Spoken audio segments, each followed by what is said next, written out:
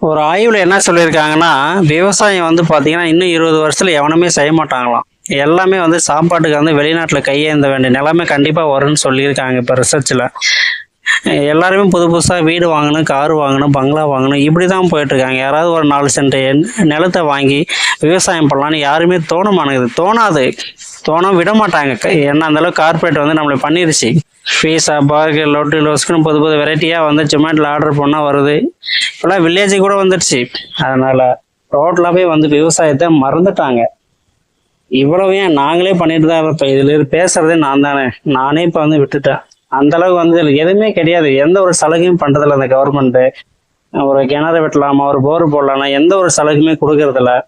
அந்த அளவுக்கு வந்து இந்த கவர்மெண்ட் சீப்பா நடத்திட்டு இருக்கு. அதனால யாருக்குமே வந்து இன்ட்ரெஸ்ட் கிடையாது. எல்லாம் வெக்ஸ் ஆகி எல்லாம் இப்ப சிட்டி பக்கமா வந்து ஏதாவது ஒண்ணு பொழைச்சிக்கலாம்னு சொல்லி ஏதாவது ஒரு ஒர்க்கை பார்த்துட்டு இருக்காங்க. ஸோ இந்த நிலைமை மாறணும்.